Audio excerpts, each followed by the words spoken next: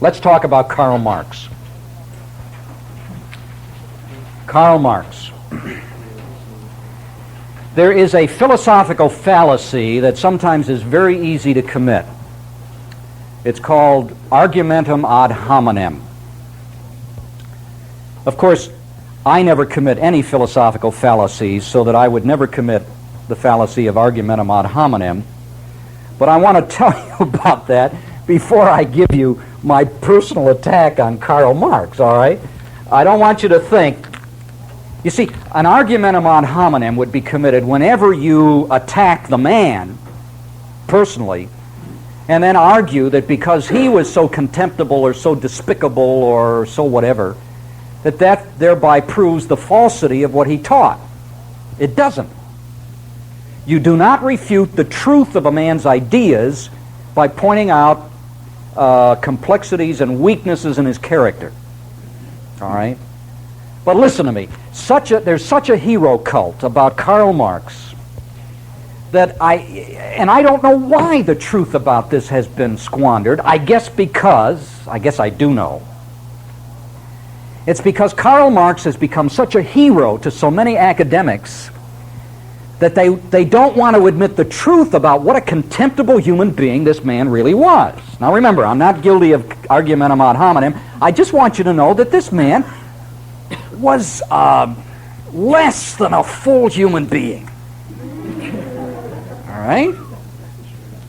If you want some of the details about his life, and this could be said about a lot of people, you know, we make heroes out of Mahatma Gandhi, of Gandhi. And this man was a moral vacuum.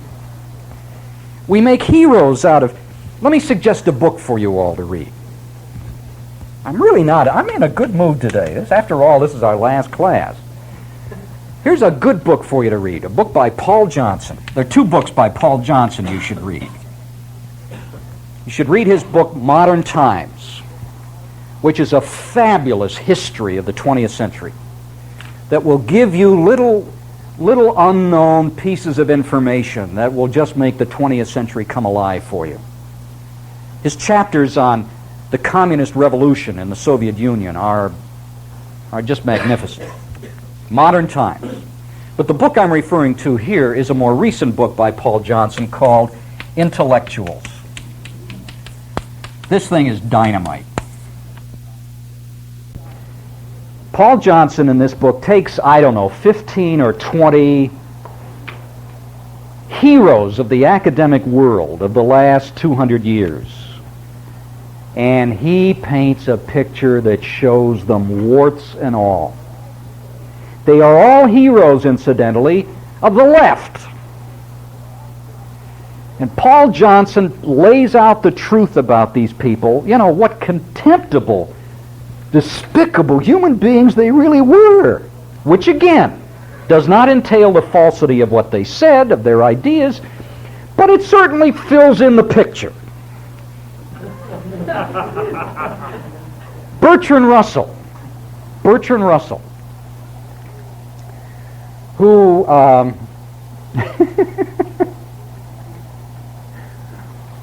who ridiculed and denied and denigrated capitalism, and then when someone said, well, why do you like to acquire so much money, he said, well, what I do in the classroom is one thing. What I do with my bank account is another thing. Bertrand Russell or Lillian Hellman.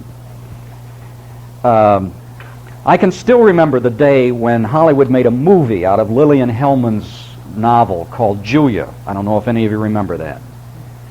I don't know if you can get it on tape or not. This is about a left-leaning Jewess during Hitler's rise to power who betrays so many signs of a heroine. I think she saves people's lives and everything. And this story is supposed to have been based upon fact, and Lillian Hellman wanted the whole world to believe that there really was such a person, and Hollywood presented her as a real living person, and she never existed. Never existed. Or read Paul Johnson's chapter on Karl Marx, where he points out that it is beyond dispute that Marx intentionally falsified empirical data in order to make his system and his thesis look better than it really was. He not only falsified the data, he did it intentionally. Which, Johnson says, suggests that you can't really trust any of Marx's empirical writings at all. He phonied up, he faked all of the data. Well, enough. Well, you also ought to know that this guy, how do you put it? I'm sorry that I'm doing this, but I am so fed up with left-wing academics whose major mission in life is to turn every student they can get their hands on into a little Marxist, that the world really needs to know what a creep this guy was. He allowed his family to starve and suffer under the most impoverished conditions when all the guy had to do was get a job. He was too big to get a job, see? So what he did was he kept mooching money off of his capitalist friend Friedrich Engels, who was rolling in dough because his capitalist father owned these factories throughout Great Britain. And so his letters are full of references to saying, why doesn't Engels send me another 100 pounds, Well, the question is, why didn't Marx get a job? Here's his poor wife. Some of his children died because he didn't get them enough food or enough heat in their lousy apartment, when all the time all the guy had to do was work like the rest of us. But no, he was too important a person to lower himself. And all the time he's fudging on the empirical data in order to make his arguments look better than they really are. You think he's living in a lot of other... Yeah, you're right. There may be a lot of...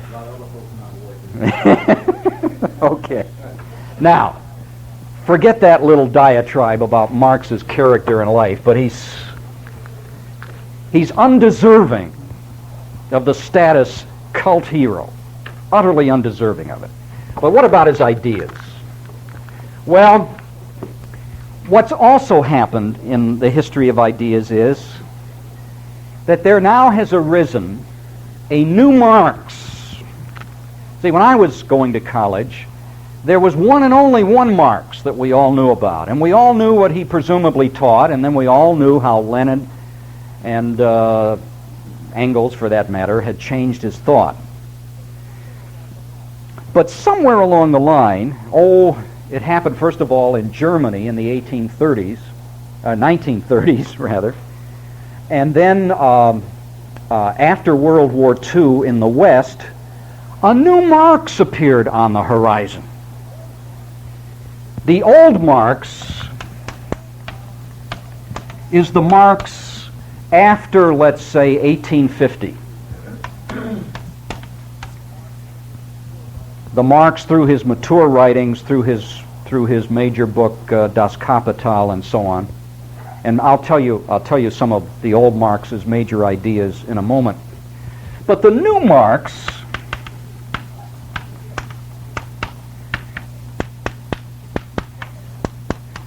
somebody uncovered some unpublished manuscripts that Marx had written as a relatively young man in 1843, 1844. He had never published these. They're exercises in sociology, sociological reflection. Now you want to know, I have a theory as to why Marx never published them. My theory is Marx never published them because he quickly recognized that what he had written in those journals was utter nonsense. That he came to repudiate those ideas. But modern intellectuals can't see that. For them, Marx's greatest achievement, his greatest contribution to the history of ideas, is to be found in these unpublished manuscripts of 1843-44. And not only that, but these rascals are telling us that we must reinterpret all of Marx's later and mature writings so as to make them consistent with the younger Marx. Now, what's going on here? Well, several things. For one thing, the writings of the old Marx are now repudiated. Not only are they repudiated intellectually, they're falsified empirically. Everything that's been happening in the Soviet Union and in Eastern Europe over the last 10 years knocks the props out from underneath the writings of the old Marx. Communism is dead. It's a failure. What took the world so long to realize that? There is nothing for which we should be thankful about the Soviet Revolution, the Marxist revolution in the Soviet Union. But one thing it did do, after 75 years of failure and misery, it finally did nail the coffin on communism. It finally did give us the empirical proof that communism can't work. Although that's still news for a lot of American college professors. But you see, if this new theory about the young Marx is correct, none of that matters. Because the essence of the true Marx is to be found in these early unpublished manuscripts. So Marx can still live, even if all of his mature ideas are now known to be nonsense, are now known to be falsified. Now, what is this stuff in the Young Marx? It is basically the doctrine of human alienation. Although, let me tell you, you'd never be able to figure that out by reading the texts themselves. They're so obscure, so rambling, so ambiguous. But Marx's major contribution is supposed to be the theory that certain forms of social structuring bring about human alienation. Oh, really? What kinds of alienation? 4 kinds of alienation. Are you ready for this? Capitalism. Suppose I'm an American university professor, one of the 10,000 Marxists drawing their salaries from universities that don't know any better. So you see, even though communism is a failure, we're still going to kick around capitalism in our classes, see. Capitalism alienates people in 4 ways. Are you ready for this? First of all, capitalism alienates the worker from that which he produces. It alienates the worker from what he produces.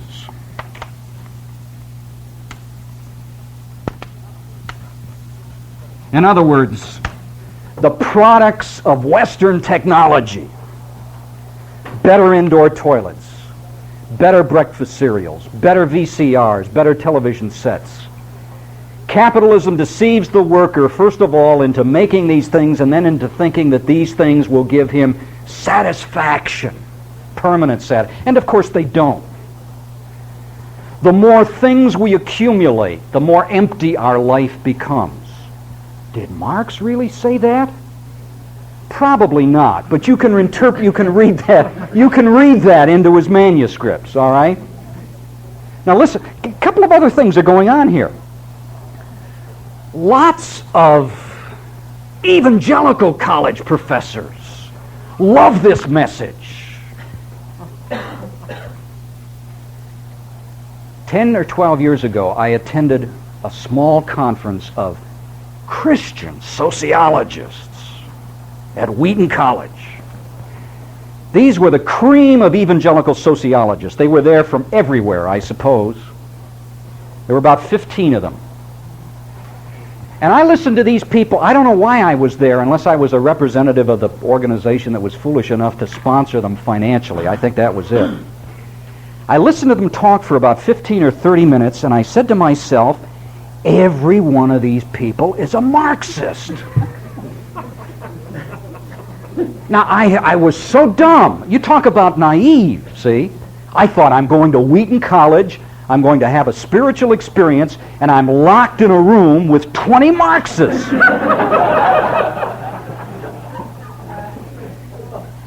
Most sociology departments in Christian colleges are dominated by these ideas. I don't believe they know what they're doing. I don't believe they have any comprehension of how debatable or questionable their methodology is. They've just bought into a Marxist worldview, but it's the early Marx, see? It's the early Marx. This is the humanistic Marx. This is the non-materialistic Marx. This is the Marx that can be made compatible with Christianity. Let me tell you about the second kind of alienation that these people think they find in the early Marx. This would be great stuff if it were really there. But of course, it's hardly original with Marx, I hope some of you recognize. Not only does the worker become alienated from his new cars and his new TV sets, and he also becomes alienated from other workers. He becomes alienated from other workers. Just watch these guys as they leave the factory at night. There's no community there. There's no, they're all isolated individuals. They go home to their own little technological empires in their own little Japanese automobiles. They're alienated from other workers. In other words, every time you see two people who despise each other, that's the fault of capitalism. It is. That's the inevitable fruit of capitalism. You want to know what else? And I'm going to forget one of these points, but that's all right. How much of this can you take? People become alienated. Oh, I got it. They become alienated from their work. I'll get it. Have you ever known somebody who hates his job? That's the fault of capitalism. I could do a Jack Benny routine on this stuff. I really could. Capitalism is to blame for everything that's wrong in America. And what we're supposed to believe, what these people want us to think, is that somehow a garbage collector in Moscow loves his job more than a garbage collector in Cleveland, Ohio, for Pete's sake. The next thing, what I should also do here is that capitalism causes baldness. Why not? What empirical evidence can you produce that it doesn't, you see? But the fourth point is that human beings are alienated from what they produce, they're alienated from other workers, they're alienated from their work, they hate their job. And finally, and do Christian sociologists get goosebumps when they get to this last point? Well, you can almost watch them shiver. Workers become alienated from themselves. Oh, that's a biblical point, students. I'm trying to think of that. What's Tony Campolo's great book? Let me kick Tony Campolo around for a little bit. Tony Campolo's book is called Partly Right. We have met the enemy and they are partly right.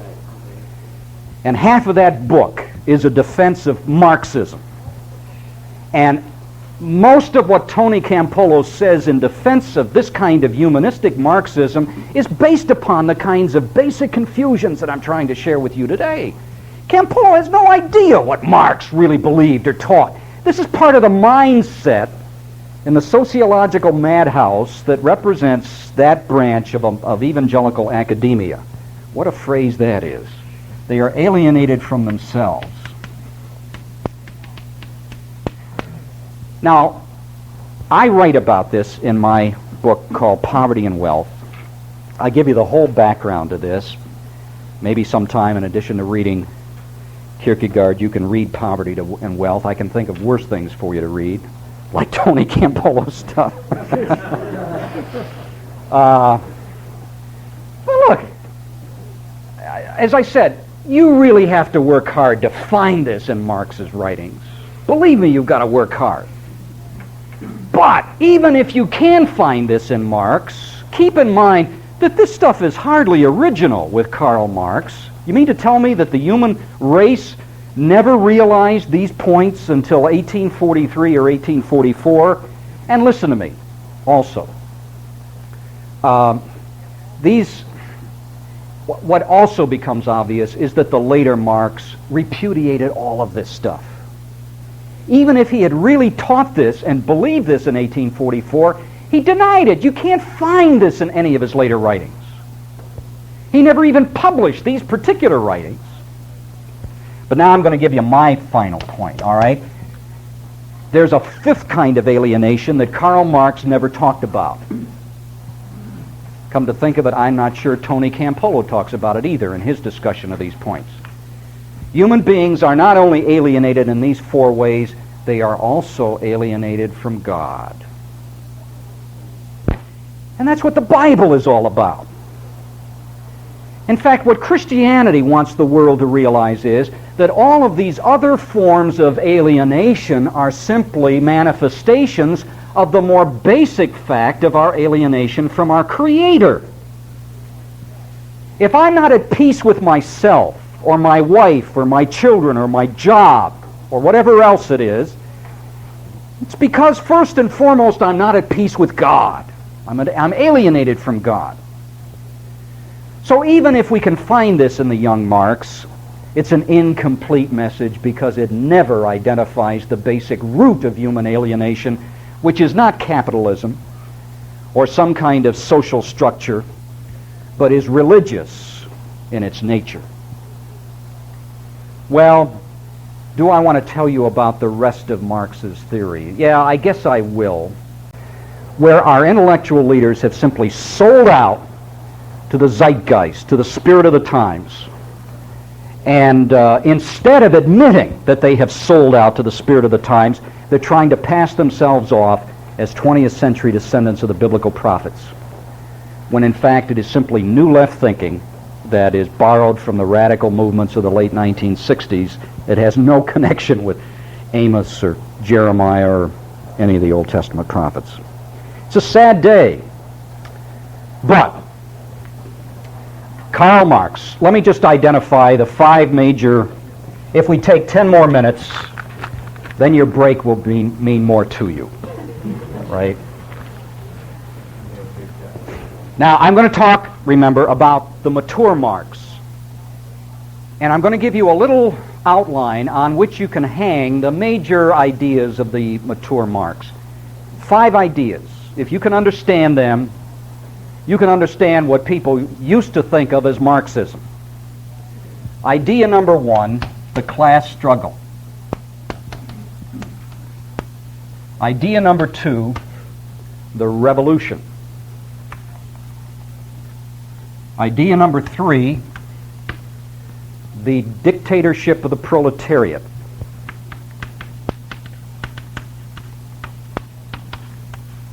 Although it's questionable how important this particular theme really is in Marx, but it's certainly important in Marxism, the dictatorship of the proletariat. Number 4, the withering away of the state.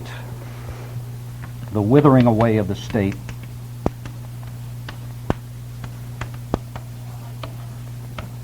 And number 5, the classless society. Oh boy, the classless society. Now listen, it's up here under points 1 and 2 that you can see the Hegelian roots of Marxist thought. I'm not really going to go into Marx's Hegelian roots so much because there are better ways to spend our time. Gordon Clark talks about them to some extent. Let me just remind you that what we had in Hegel was something that could be called dialectical idealism. This is Hegel now. Because the process of the dialectic, remember that was the machinery, and remember I also warned you that perhaps we shouldn't think of it necessarily in 3 stages, thesis, antithesis, synthesis. But however the dialectic operates, it operates in terms of conflict and struggle and opposition. But it finally results in a form of philosophical idealism in which all contradictions are resolved in the mind of the absolute. The mind of the absolute being anything but the Christian God, some kind of totality, some kind of whole. Perhaps Hegel is best understood as a kind of pantheist in which everything is seen as a part of some all-encompassing whole. Well, Marx hated Hegel's system, but he loved the dialectic. And in fact, as I suggested last week, it's very possible that the thesis, antithesis, synthesis business came from Marxists.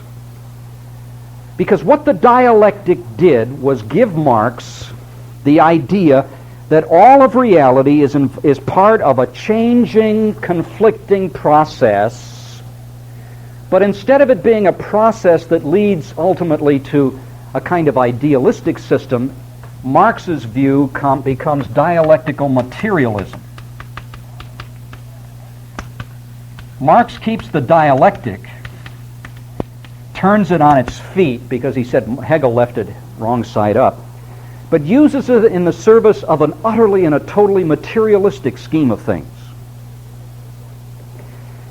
Let me just illustrate that in the context of the class struggle, and by then I think we'll be ready for our break. Marx believed that all of history exhibits different variations of what he called the class struggle.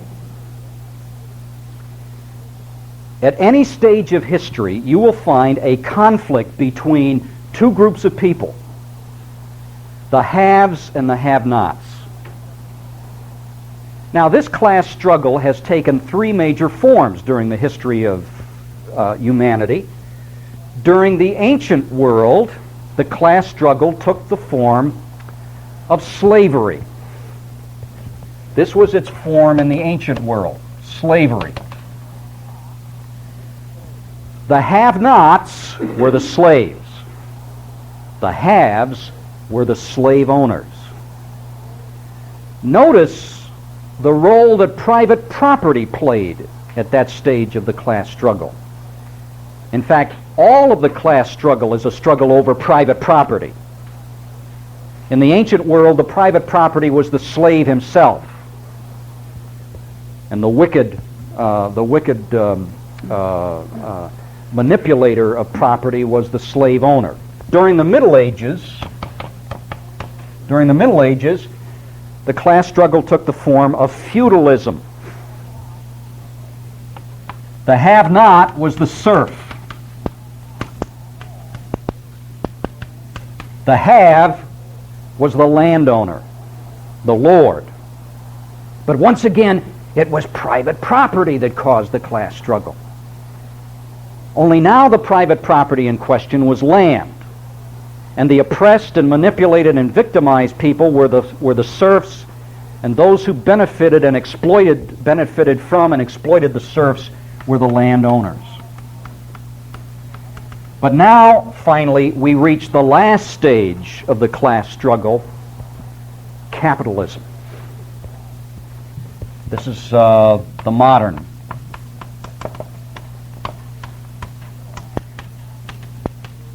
Realize that capitalism is a word that Marx himself invented. He invented it as a term of denigration. It's a term of reproach, which is one of the reasons why it's so hard to defend capitalism, because it was intended from the very first to be a word that connoted something evil and subhuman. To defend capitalism, if you let the Marxist get away with his language game here, to defend capitalism is to be put in the same position as someone trying to defend racism, I suppose, or anything that's evil. Well, the have-not under the capitalist system is the proletariat. This is the poor sucker who must sell his labor for whatever he can get in order to stay alive. The private property under capitalism is not the slave, is not the land. Now it's the means of production. It's things like factories and coal mines. It's capital. Things that produce, things that we use to manufacture or make available other things of value. And the oppressor under capitalism is the bourgeoisie. You may not be able to see my spelling from the back, but just think of the oppressor as the capitalist. So, Marx believes that the march of history is a dialectical process in which history goes through these three forms of the class struggle. But Marxists also believed that capitalism would be the last stage, and there was a kind of historical inevitability that would bring about the demise, the violent end, the revolutionary end, not just of capitalism, but of the whole class struggle. When Nikita Khrushchev visited this country, well, and I guess Nixon was vice president then, 58 I think it was. He and Nixon had a famous debate, an impromptu debate, somewhere in the Smithsonian Institute, as I recall, over the merits of capitalism and socialism. Oh, but that's not the, no, I'm sorry. What I should have jumped to immediately was a television press conference that Khrushchev had his last time here. That's right. I still have visions of seeing that on my old black and white TV set. And Khrushchev was taking questions from the press, and what do you know? One member of the press actually dared to ask an intelligent question of Khrushchev, one that showed some understanding of the absurdity of Marxist thought. And the question went something like this. Remember how I told you last week that Hegel's system seemed to be falsified by his own view of the dialectic? Remember, the march of the dialectic is inevitable until we reach the final synthesis. Well, where does this leave Hegel's system?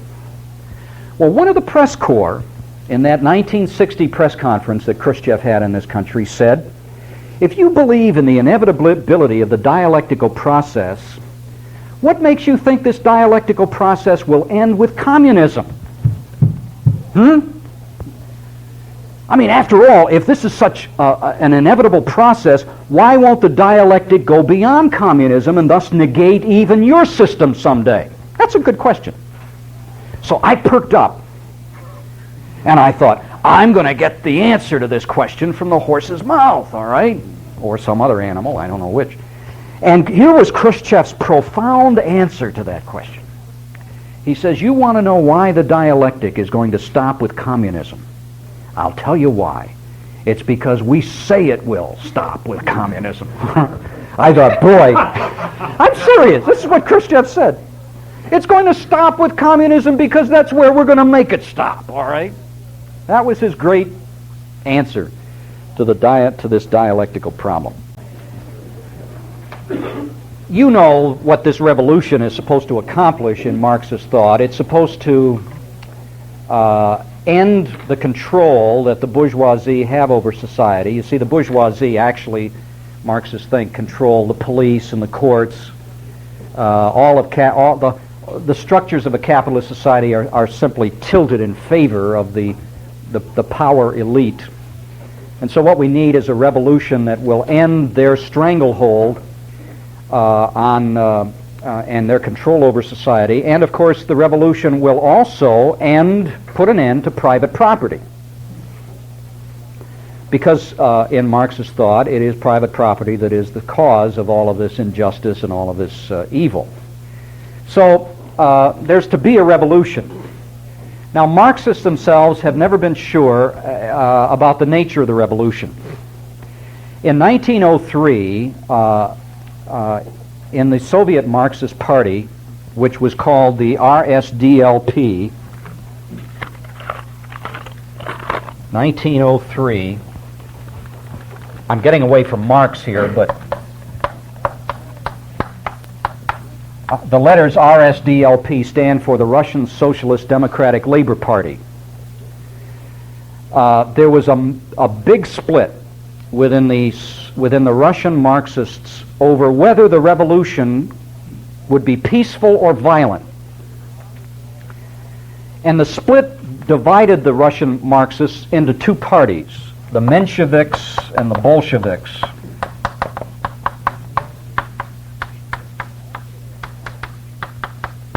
The Mensheviks argued that Marx's revolution and the advance of socialism could occur through democratic means, through peaceful means. In Britain, people who held the same view were called the British Fabians. They were simply your classic socialists. The belief that when Marx used the word revolution, he was using a euphemism. That this revolution could in fact be achieved through re-educating the people, through raising the consciousness of the proletariat, and by simply electing a new government peacefully. But Lenin, in 1903, repudiated that peaceful road to socialism, and therein was born what we call the Leninist interpretation of Marx, or Marxism-Leninism, which is the insistence that the revolution must be violent. Lenin believed that the capitalists, and of course, what's ironic here is there were really no capitalists in Russia in 1903. Russia was still a feudalistic country. In fact, even in 1917, there weren't enough capitalists in Russia to shake a stick at. It was still a feudalistic country. But Lenin was never one to be bothered by truth or details, you see. All Lenin really cared about was results. But anyway, this idea that the revolution would have to be bloody, would have to be violent, would have to involve a total overthrow of society was Lenin's major contribution to the Marxist scheme of things. When the revolutions of 1917 occurred, you know, there was a revolution in March of 1917 and then another revolution in October. The March 1917 revolution was one that followed the Menshevik scenario. The people who controlled the Russian parliament after the March Revolution were these peaceful kinds of socialists who believed that they could bring about, through peaceful means, all that Marx really wanted, an abolition of the class struggle. In Paul Johnson's book, Modern Times, which I really recommend that you read, you know, when you have nothing else to do, there's a marvelous telling of the story of what went on between March and October, and how the economic stupidity of the Mensheviks played right into Lenin's hands, and how the hunger and futility of the people in October helped sweep him and his small group of Bolsheviks into power, and then the end came. Of course, if you don't want to read, you can rent from some video store, Dr. Zhivago, which paints in brutal and yet brilliant pictures what it was like to live during those horrible days in Moscow between March and October of 1917, and all that the revolution brought. Well, the dictatorship of the proletariat. Lots of people who haven't studied Marxism don't know, are strange to this phrase. In Marx's writings themselves, this phrase appears only once or twice, and it's very ambiguous as to what Marx meant. Marx may have understood by the dictatorship of the proletariat some kind of workers' democracy. You've got to get the picture. You see, there's been a revolution. The capitalists have been overthrown. All private property has been abolished. New people are in charge of the state and the police and the courts and the schools. And so where do we go from here after the revolution? Well, Marx seemed to think that the workers, the proletariat themselves, would sort of develop a kind of democracy of their own and finish the work of the revolution. That is, set up an educational system that would train future generations in Marxist thought, and that would turn over control of the police and the courts and so on. And Marx seemed to think that this would last a short time, and then would come the withering away of the state. I had erased this. The withering away of the state is another phrase I think that occurs only one or two times in Marx, maybe in Engels. What it refers to is the abolishment of the dictatorship of the proletariat. The state that withers away is the temporary interim state set up by the workers themselves to consolidate the fruits of the revolution. And the reason why the state can wither away is because a kind of Marxist utopia will have been created. Because Marx seemed to believe that once we really do abolish private property, we will be ready for the classless society in which the rule of action will be from each according to his ability, to each according to his need. Marx really was a kind of utopian. He believed a perfect society could be established through human effort. But of course, in those countries that finally did have a revolution, all kinds of things went wrong. In no case has a so-called Marxist revolution ever followed Marx's scenario. In no case. Because for one thing, all of the countries that have had a so-called revolution, a Marxist revolution, were agrarian economies. They were not industrialized.